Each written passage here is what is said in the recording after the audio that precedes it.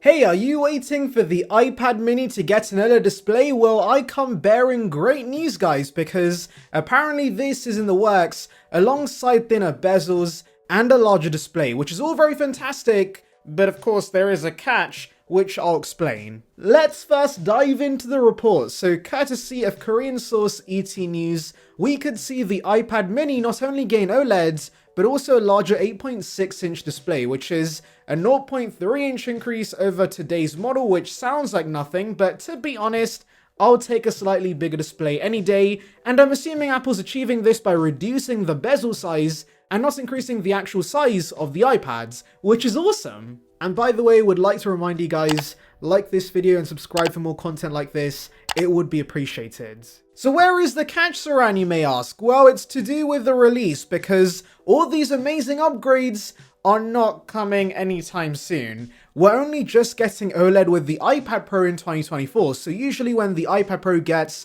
some sort of fancy upgrades, the rest of the range doesn't get it till a few years later, and in this case, we might see this OLED upgrade for the Mini in 2026. That's many days away. And the news continues to get worse because this report also mentions the iPad mini with OLEDs is going to use an LTPS display, and if you're wondering what all these random letters mean, basically that signifies this is going to stay at 60Hz, which is going to get all the techies angry. How dare Apple ship 60Hz iPads in 2026? My eyes are burning from how slow this display is, blah blah blah. But I'll be honest guys, I'm actually completely fine with the lack of promotion on other iPads, but considering they're doing so much with this refresh in the first place, like giving us OLED and a bigger display, they might as well throw in 120Hz in my opinion. Anyways, you're probably wondering at this point, what does this mean for the next iPad mini refresh we're expecting next year? Well, this report once again emphasizes the upcoming model is going to be a very minor refresh with a new display that could fix jelly scrolling and also a new chipset. But that's it. This will retain the LCD panel, so if you want OLED with a bigger display, there's unfortunately going to be a bit of a wait. Now this doesn't mean you should hold on to your iPad 2 that barely functions, because if you are in desperate need of a new iPad, the Mini 7 should still be a solid tablet. And also remember, there's always going to be something exciting on the horizon, and watch how a few months later there's going to be a new report claiming the OLED upgrades has been delayed because of production issues. And so 2026 release is definitely not confirmed, and so if you desperately want an OLED display with inky blacks, just go get an iPad Pro instead. Coming back to the iPad mini 7 though, let's delve more into what to expect with that because it's actually launching within a few months. The main upgrade will of course be a brand new chipset, and I know many want Apple to chuck an M3 into this iPad and make an iPad mini Pro, but I don't ever see that happening, guys. I know some of you desperately want Stage Manager on the iPad mini so that of course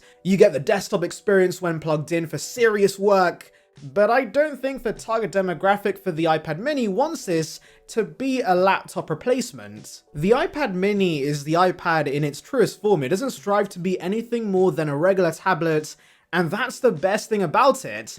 Plus, the iPad mini, as the name does suggest, is very mini and doesn't have a large chassis that could accommodate such a powerful SoC like the M3 in the first place. There would likely be overheating issues that would end up being a massive controversy, resulting in everyone raging at Apple for giving us M3, so there's literally no point in this having an M-series chipset. Go buy the iPad Air Pro if you really need that. The Mini is fine with an A-series chipset. Now, what A-series chipset could this get? Well, 9to5Mac conveniently does not specify which chip this is going to get, so my prediction really depends on the release timeframe. If we see this before September, there is a chance it gets A16, which would be a pretty boring upgrade over the A15 in the current Mini, and yes, I would love to see an A17 Pro or even a non-Pro A17, but I have my doubts about that because it's cheaper than the iPhone 15, and that doesn't even get the brand new chipset anymore, so A16 seems pretty likely. However, Ming-Chi Kuo has hinted about a September or October release, and so if that's the case, we could see the A18 inside. Now, yes, you're probably thinking, how does a September release make a difference? Surely they should just get the same chipset as the base iPhone 16, which should be the A17, right? Well, actually no, because current rumors are pointing towards the regular iPhones catching up once again and sort of being in line with the Pro models. Now, I do want to emphasize sort of, because the Pro models are still going to have a Pro version of the chip, in this case the A18 Pro, but the regular phones could now get a non-Pro A18 instead of being one generation behind, and I'll gladly take that because at least it's a new chipset and it's not the one from last year. Now, all of this is to say if the iPhone 16 gets some sort of A18 chipset, there is a good chance the Mini also follows suit and shares this upgrade. So this could be getting the latest SoC inside, and that would be awesome. Now, the whole reason I'm rooting for this to get some sort of new chip, whether it be the A17 or the A18, is because, for one, it would give the iPad longer support, but also we could see ray tracing, which would be a massive deal because I would argue more people game on the iPad mini compared to the iPhone, and so hardware ray tracing with the Mini 7 could be massive. I know right now not many games support this, and even I don't play games that often, so ultimately I wouldn't benefit from having this, but the more devices that support ray tracing, the more likely it is for game developers to jump on board and take advantage of the hardware. So yes, I definitely want to see this with the Mini 7. I would say most of the comments I see about the Mini 7 in my videos is how it runs a specific game, so clearly there is a large demographic of serious iPad mini gamers, and so just imagine how the gaming experience could be now that you have ray tracing inside.